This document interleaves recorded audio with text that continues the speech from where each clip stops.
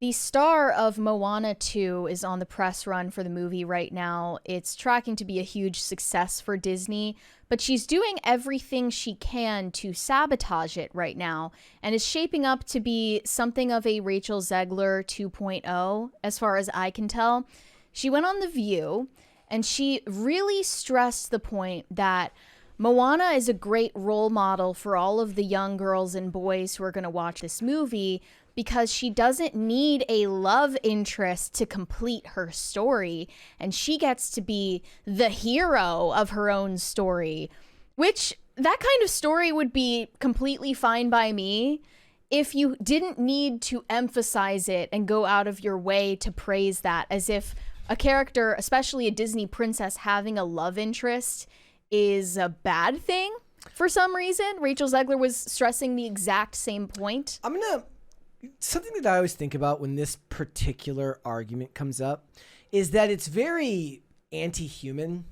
There's a reason why the traditional story of the male hero often comes back to a man saving the day and oftentimes saving a damsel in distress, because it's very pro-human. It's very pro-human interaction, and it understands the way men and women interact together in a situation like that, meaning that a woman would never dream of turning down the opportunity to be saved by a dashing and handsome gentleman.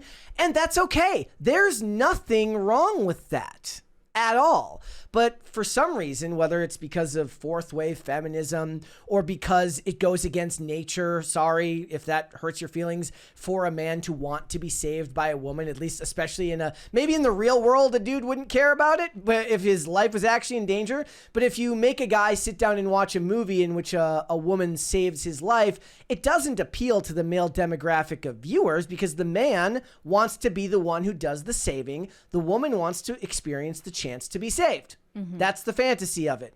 So the storytelling is anti-human to begin with, in a way, or at least anti-human experience. Anti-human connection. Yes, exactly. It's anti-romance, all of those things. So they have to push it because it doesn't actually have a leg to stand on in the real world. So I guess that's one of the main selling points that they're using for Moana's continued story. And this is, just to be clear, the voice actress. The live action actress has already been announced, and she's younger. But this is the voice actress for the first and second movie, and she's executive producing the live action version. Her name is Auli Cravalho, and in her interview with The View, she talked about her career and how, as a queer actress, she battles anti-Semitism, fascism, and misogyny. Does she actually mention how she fights back against political authoritarianism? Well, it's funny because they always they go with these leading questions that are like, why do you think these themes are so important to our culture today? And they get her to give the softball answer as it relates to social justice somehow. But in the previous segment on the same episode of The View, the hosts were talking about Trump's America. And they said, Sunny Hostin said, I know that as a country, it's very difficult for people to believe that racism and misogyny are alive and well. We don't want to think that about ourselves, our neighbors, our friends, but it's my lived experience that tells me it does still exist. If you think the vast majority of this country voted because of racism and misogyny, you're missing it, said another panelist, Alyssa Griffin. But then after this segment, the Moana actress chimed in to their conversation and said, I heard your segment before this, and I feel like it's a really important thing to talk about.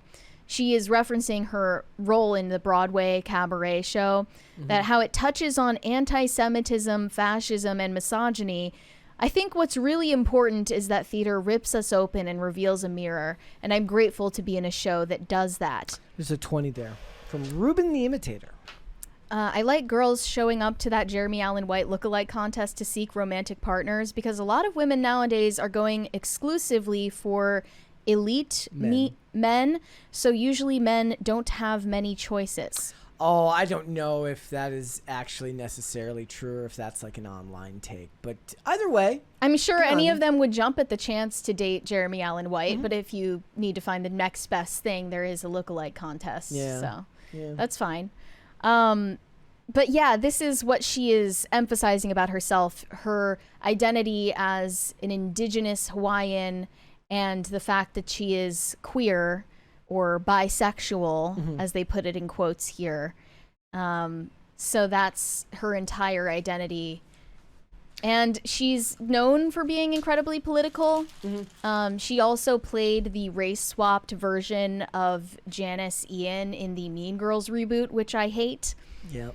So this says, bisexual actress and singer Ali Carvalho showed support for the missing and murdered Indigenous women crisis on a red carpet. This was last year in March. She showed up on the red carpet with a blood stain on her face in the shape of a handprint. You know whose fault this is? This is all Michael Jackson's fault for We Are the World. No, I'm just kidding. You think? But I mean, that was the beginning of it, really. Though. I mean, virtue signaling has gone on forever, right? But what once was something that the public could get behind because everybody was kind of still under the spell of Hollywood back then, right? You could fool yourself into believing that the celebrities had great intentions. Nobody buys that anymore. Right. Well, she's also a Gen Z actress, and that means she is incredibly keen on the idea of not just being an artist, but also a mouthpiece for social justice issues, and she has a reputation for that.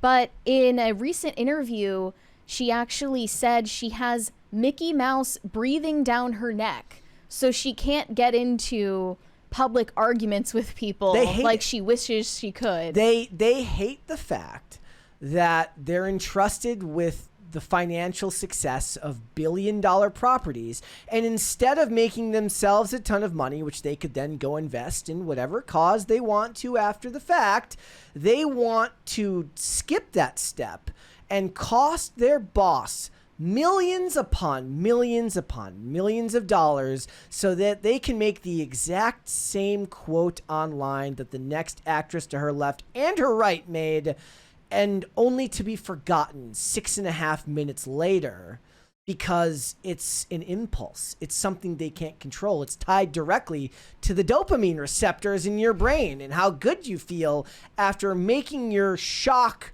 claims of virtue. Well, it's really just Western guilt in a lot of ways, repackaged.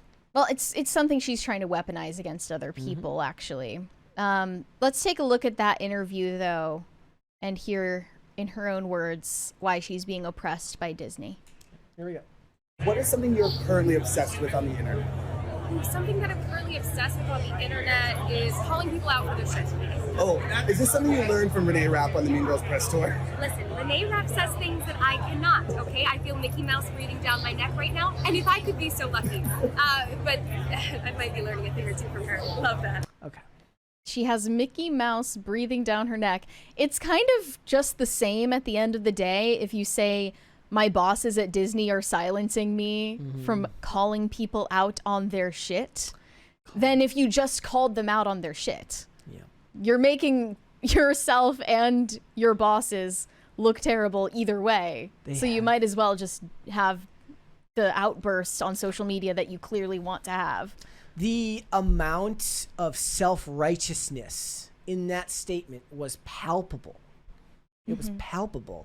And the worst part about this is really it's like the statement, better to live under robber barons, because there is nobody more annoying and nobody worse than somebody who treats you horribly and wants to dictate the way your life is lived for your own good, which is ostensibly what these celebrities believe. They believe that they are part of an anointed class that know better than you, that are better than the people that spend money on their products. They have a certain level of dislike, of hatred for their own audience. They see them as less than, more often than not.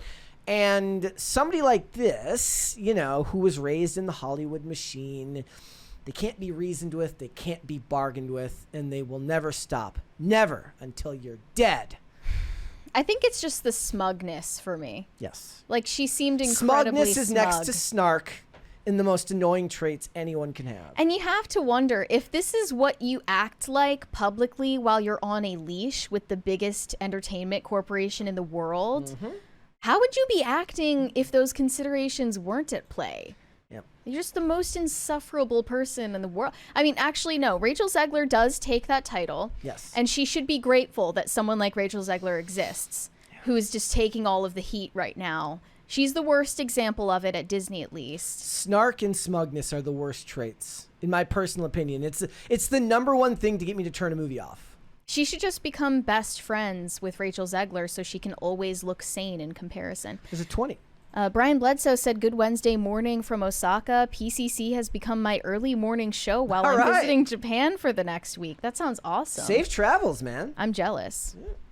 Thank you for watching. I just can't. It's one of those things I wish I could actually put into words more succinctly, but I can't. It's maybe, you know what it is? This is the male version of getting the ick. You finally found it. We thought it was a myth. Snark is the ick for men. We have another 20 from Alejandro Reyes. "Now, to be fair to the Hollywood crazies, I work retail by night, and I definitely understand why they feel superior to the masses." Well, No. that's not exactly the same. Here's the thing. Even if that's true, hide it. Yeah. Hide it, because it means you're bad at business if you can't hide it. Do your job, you moron. Stop doing this if you want to actually make studios money. Supposedly, that's what you guys want, right? What did Walt Disney say? We don't make movies to make money. We make money so we can make more movies. If you can't make the money, you can't make more movies.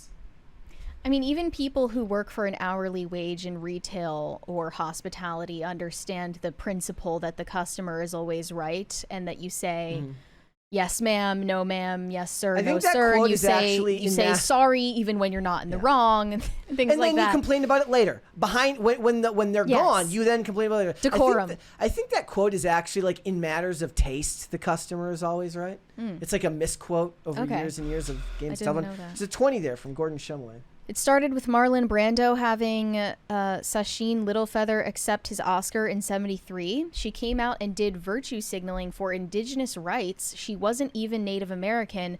She just dressed up as one. I remember, imagine that. There was a bunch of stuff that came out about that just this past year. I think she passed away. I don't have it off the top of my head, but I do remember that.